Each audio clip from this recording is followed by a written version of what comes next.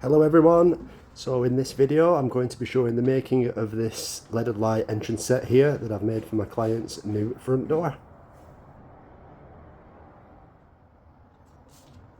This set comprises of a 5-panel door set and then a numbered transom window for above, and here you can see the design proposal that I drew out for my client for them to see before I started the project.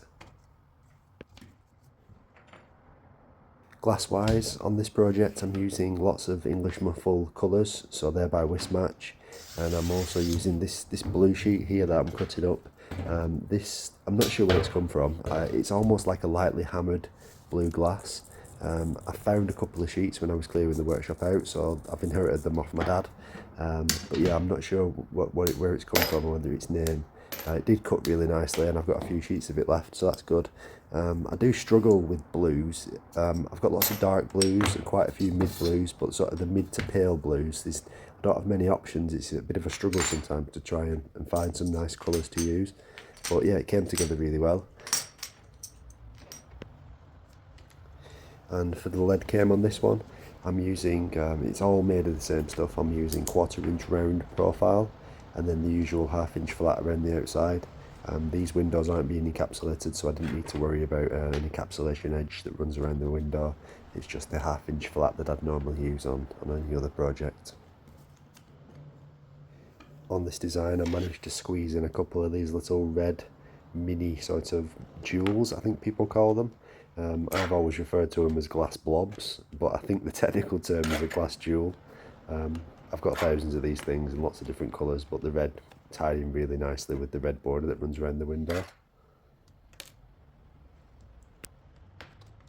Something that I never show in these videos that I make is the design side, purely because there's a huge amount of work that goes into that side of the project with my clients, so there's lots of emails backwards and forwards trying to work out the sort of design that they want to see, and then once we finally get the design down, then it's all about the colours and working out what colours they want to, feature in the windows.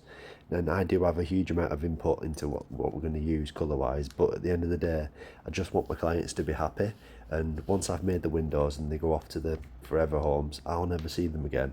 So I do want my customers to be happy with the work and the colours that they're choosing, and we're always trying to work those colours in with sort of decors of hallways and different paintworks and different entrances, etc. So there's lots of fun to be had on that side of the project. But this particular project I did draw up a couple of different examples. These ones here I'm going to show you now. So by this stage of the design process here, we were quite far along in that we knew the motifs that we were going to be using and how the edges of the windows were going to look, but there were still a few little choices on the grid work of the background, so the pale pastel colours in the grid work. We were initially looking at making it a little bit simpler with a few less pieces, and also we ended up changing the background glass of the transom window above and the 3 small panels. So rather than using colours in there, we went for a clear textured glass instead. That was my customer's preference. I think it looks fantastic. It would look brilliant either which way, but yeah, it's nice to be able to offer that sort of customization to my clients.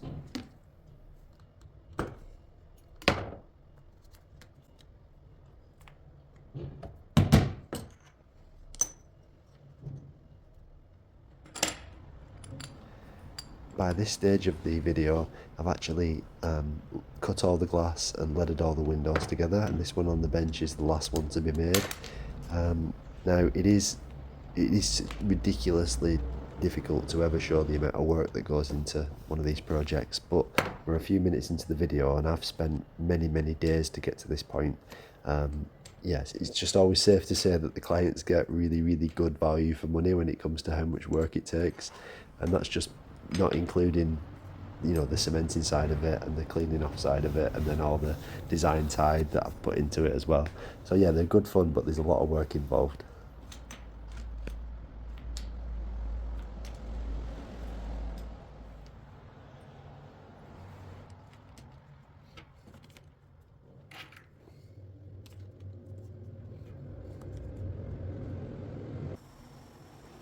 And here I'm showing the soldering of the window. So at this stage I've leaded the window together and the joints are being soldered, and this holds the window together before it's cemented. Now I've counted up, there's actually 948 joints to be soldered in this project in total. Now I probably showed about 10 joints then being soldered in high speed.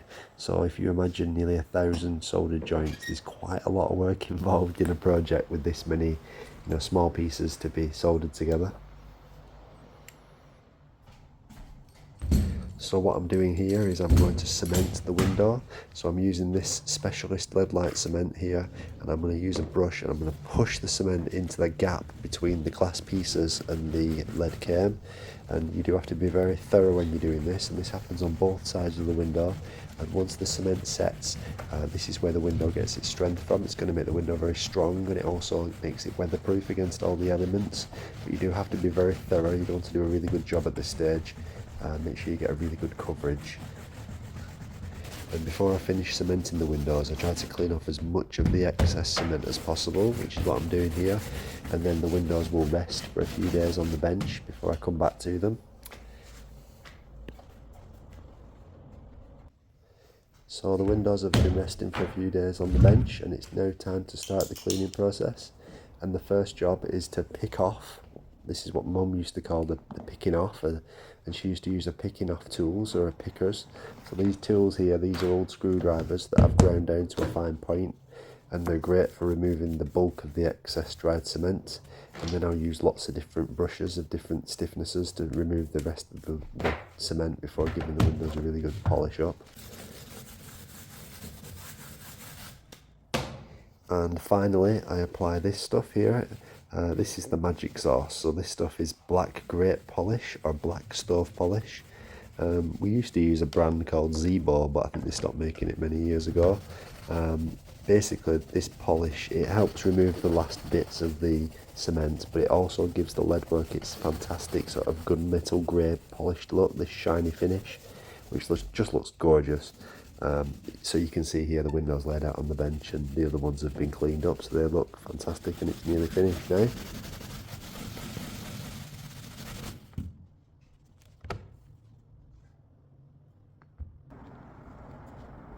There we go, that's the project complete. I always hang the windows up to the light like this so I can take some pictures, which I'll send across to my clients so they can see them before they come and collect the work. Hopefully they'll send me some pictures once they've had them fitted. If they do, then I always share them on my social media with you guys, so hopefully I'll get them sent across at some point in the future. But thanks for watching, I hope you enjoyed, and I'll see you on the next one. Cheers.